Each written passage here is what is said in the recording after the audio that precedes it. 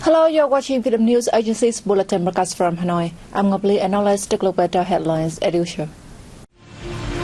State President Nguyễn Xuân Phúc receives newly accredited ambassadors to Vietnam.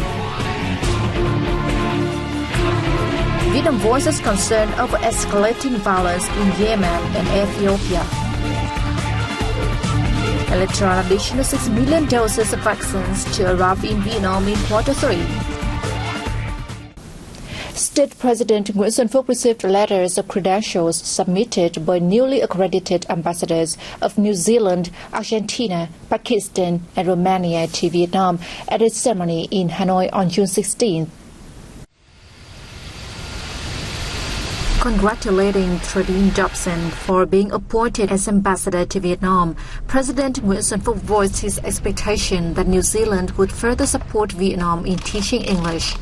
Vietnam also looks to integrate more deeply into Asia-Pacific economic cooperation, especially in building an action plan to implement APEC vision until 2040, he added. For a part, Trudine praised Vietnam's success in containing COVID-19 and voiced her belief that Vietnam would win the fight against the pandemic. She pledged to facilitate Vietnamese businesses in accessing New Zealand market. The ambassador said she pinned hope on close cooperation between the two countries in trade, economics, and COVID-19 vaccine distribution through COVAX facility. While greeting Argentine ambassador to Vietnam Luis Pablo Maria Beltramino, President Phúc voiced his expectation in advancing the negotiation of a free trade agreement between Vietnam and Mercosur, a South American trade bloc in which Argentina is a member. He also expressed his hope that the two sides could continue to support each other in multilateral forums. Ambassador Luis Pablo Maria Beltramino vowed to elevate bilateral ties to a new height during his term. Speaking with newly accredited Pakistani ambassador to Vietnam, Samina Mehtab, President Nguyễn Xuân Phúc said he believed that the ambassador would organize activities to promote bilateral ties. He expressed his expectation that bilateral trade would grow further beyond the current value of some $500 million in recent years. For a part, Ambassador Samina voiced her expectation that Vietnam would be a bridge between Pakistan and ASEAN.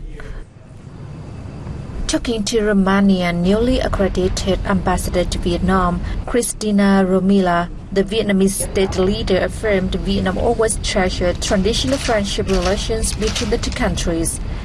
He thanked Romania for supporting the signing of the EU-Vietnam Free Trade Agreement and the EU-Vietnam Investment Protection Agreement.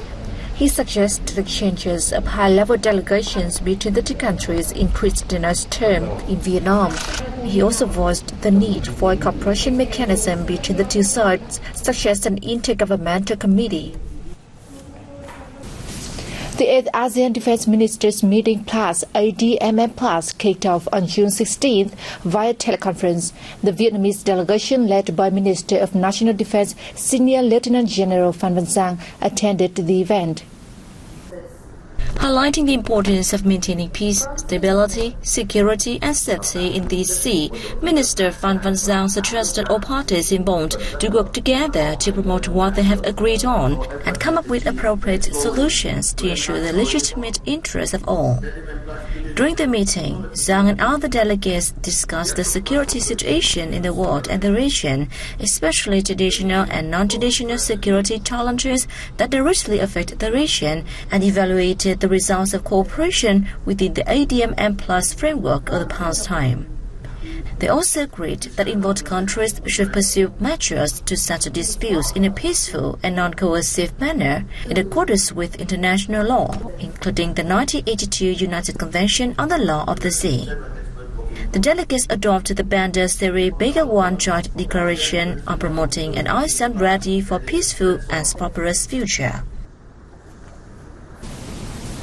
The 12th ASEAN Inter-Parliamentary Assembly Caucus, IPAC Caucus 12 in short, was held virtually on June 16th.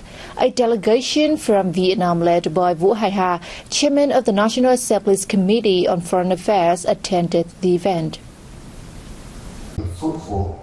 During the meeting, delegates discussed the implementation of a number of resolutions of the 41st IPA General Assembly. Among others are the resolution on the role of parliaments in promoting ASEAN cohesiveness and economic recovery post-COVID-19, and the resolution on advancing IPA's role in supporting ASEAN's social-cultural community in responding to COVID-19. The Vietnamese delegation said amidst the COVID-19 pandemic, ASEAN should pay more attention to restoring supply chains and promoting trade connectivity in parallel with enhancing close cooperation to prevent the spread of the disease.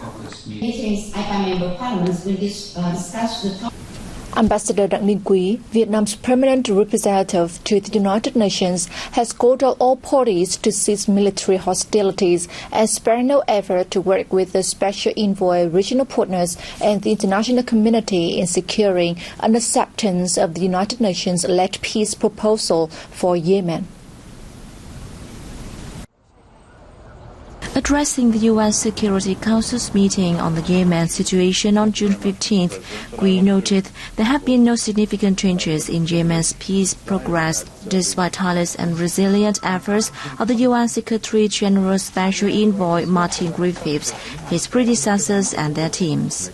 He reiterated a military solution to the nearly 7-year conflict in Yemen. We also called for prompt, safe and unimpeded humanitarian access to Yemen is in need, especially in the country's north.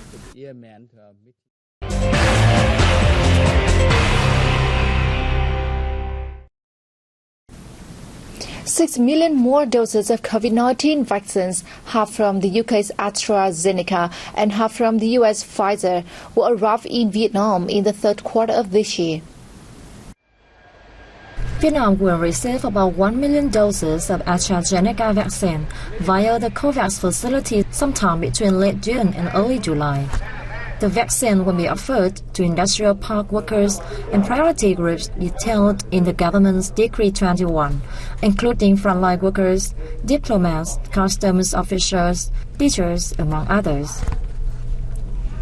Another shipment of 2 million doses of AstraZeneca vaccine imported by the Ministry of Health through the Vietnam Vaccine JSC is due to arrive in the country by the end of September. Meanwhile, Pfizer announced it will ship 3 million doses of coronavirus vaccine to Vietnam within the third quarter. However, it also noted that the time of shipment and the number of doses provided for Vietnam may be subject to change. So far, the country has received nearly 2.9 million doses of AstraZeneca vaccine from 4 shipments. The fourth wave of COVID-19 continues to cripple Vietnam's aviation sector. Airlines are running low on cash flow, whilst still having to spend tens of billions of dong each day on operations. Facing a host of difficulties, they are struggling to survive.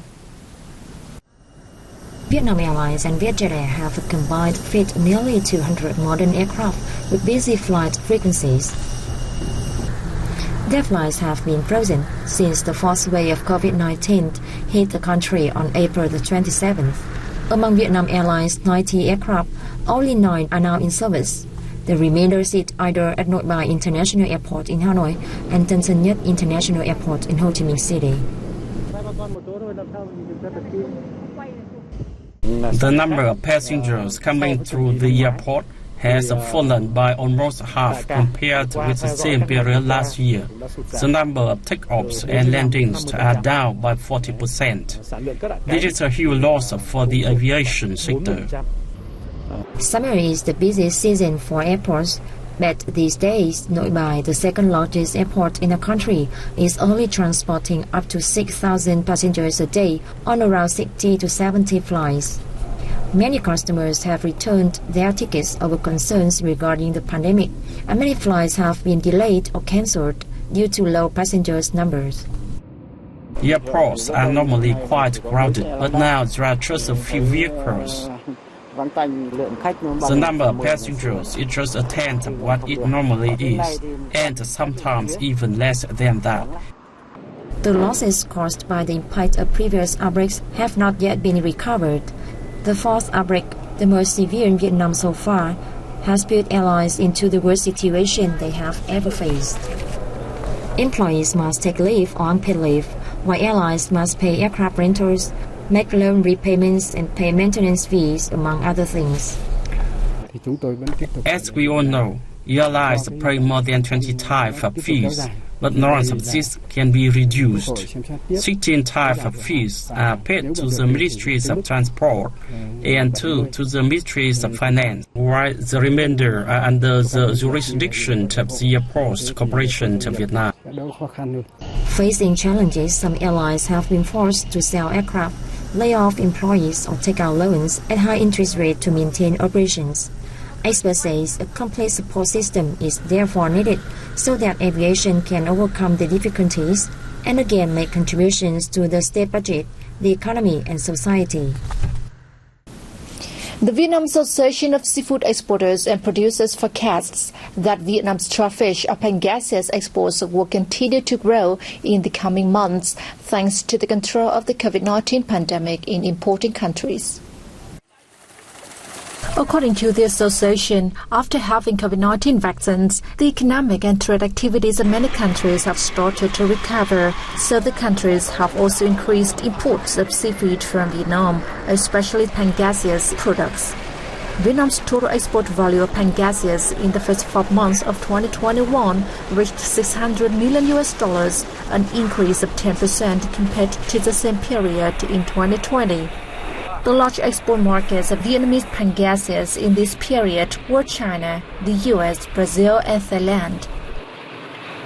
Vietnam has less than half of the low-income houses it targeted for in 2020, according to data from the Ministry of Construction. The total area of more than 4.1 million square meters of built social housing accounted for only 41.4% of the target of 12.5 million square meters of proposed housing in the National Housing Development Strategy by 2020. According to Realty Insiders, the supply of low-priced apartments was still very scarce. The Ministry of Construction said since 2016, there have been around 1,000 projects to build social housing for low-income people in urban areas and industrial park workers. Up to now, only 248 projects have been completed. Due to the lack of supply, according to most insiders, social housing has never experienced a crisis in transactions, and the liquidity was always the most stable in the market.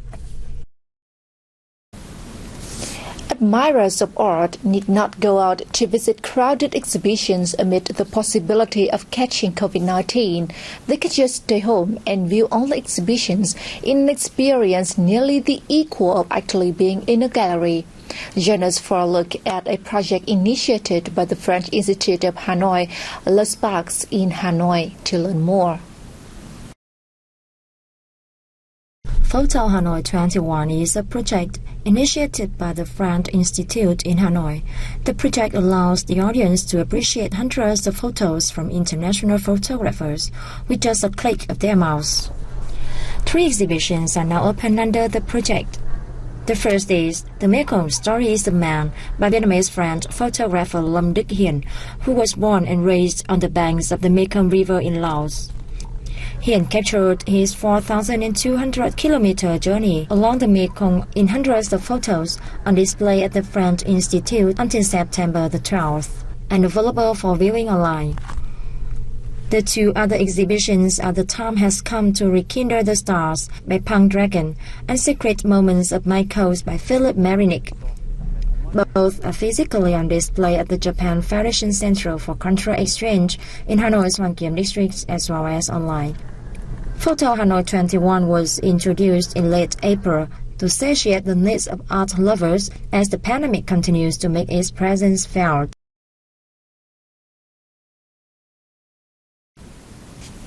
And it's also wrapped up our news bulletin. Thank you for tuning in, and goodbye for now.